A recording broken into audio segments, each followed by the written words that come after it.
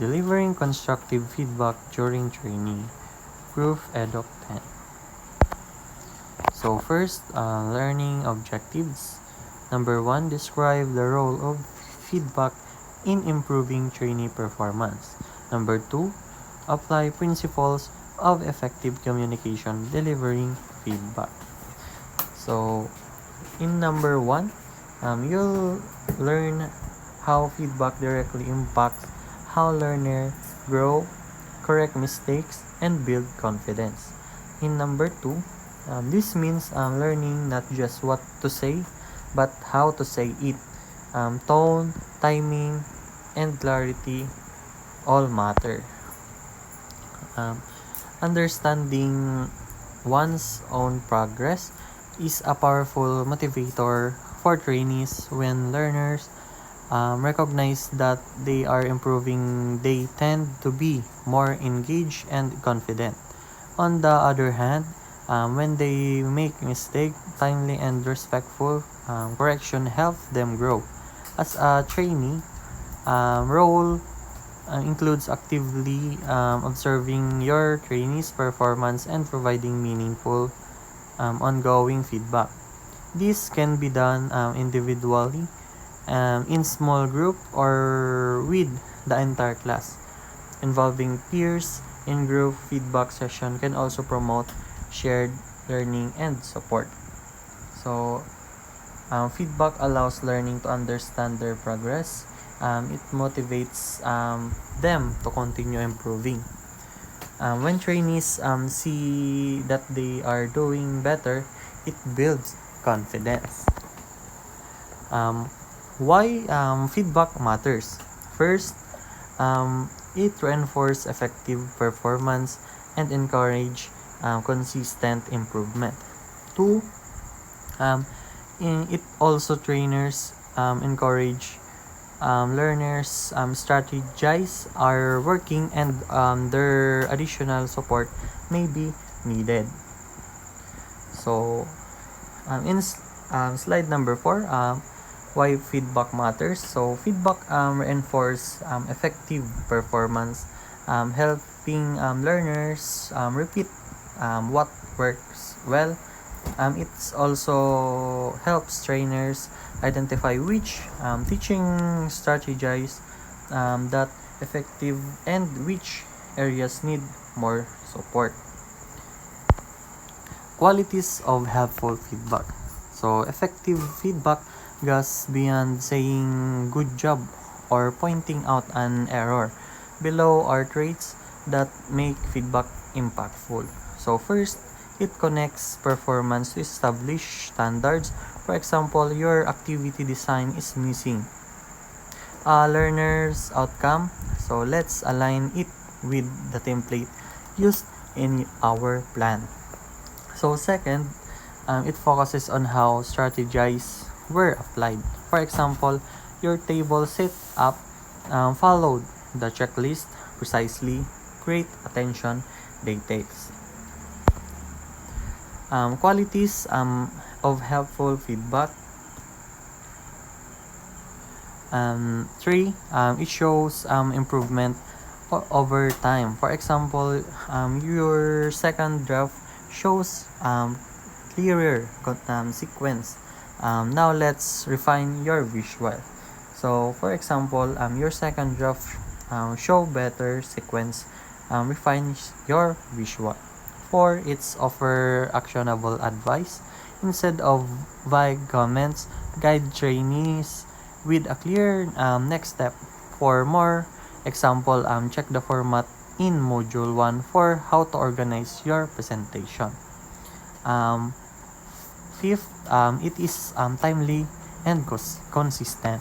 So give feedback as soon as possible, ideally during or right after the task, when it can still influence ongoing learning. 6, it's specific and descriptive. Instead of general approval, focus on what exactly was done well or what needs change. For example, this section stands out because It's answer all key points using strong supporting details. 7. It targets the most significant issues.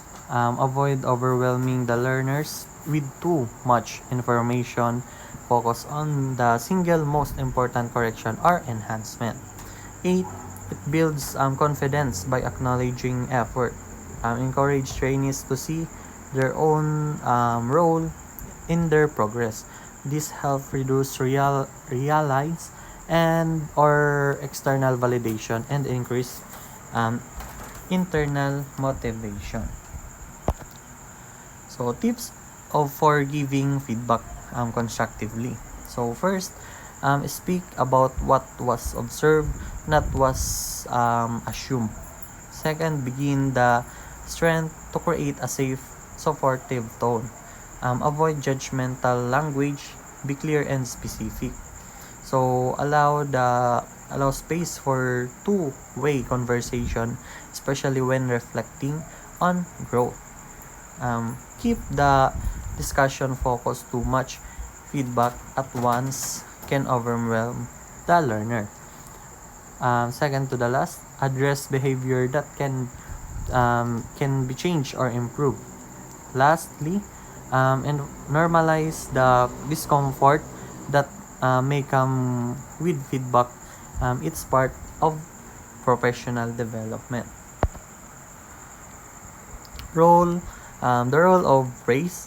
So recognizing trainers or trainees for their efforts and progress is a powerful teaching tool.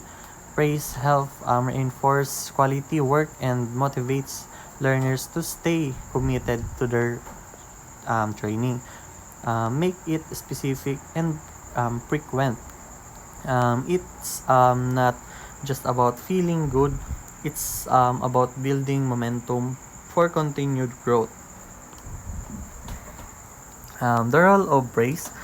Praise is a powerful motivator when it is sincere and specific. It reinforces good performance and inspires continued effort. Frequent targeted praise helps trainees stay confident and engaged. So, guidelines for giving praise effectively. When offering praise, it's important to be thoughtful and intentional so that it truly support the trainees' development. Here are some good practices to follow. First, be specific about what the trainee did well rather than giving general compliments. Second, link your praise to the trainees' own effort and the strategy they use. Third, give recognition spontaneously and in a timely manner. It's more meaningful when it's immediate. Fourth, and lastly, acknowledge progress over time and show that you've noticed their growth. About Be specific about what was done well. Avoid general compliments. So 6. Sometimes praise is best delivered privately, especially for learners who prefer modest recognition. 7. Make sure your compliments are genuine and reflect real achievements. There are things to avoid when praising. First, avoid using overly vague phrases like good job without context. Second, don't make it seem like success happened by chance or through external help. Third, be careful not to fall into a routine where you use the same praise with everyone regardless of performance. Fourth, delay can reduce the impact. Praise that comes too late may feel disconnected from the action. Fifth, steer clear of compliments. Work doesn't meet standards just to be encouraging. 6. and always consider the trainees' preference. Some may not feel comfortable being praised in front of others. So that's all for today. So thank you po for your um, thank you for participating and thank you for listening. God bless you all.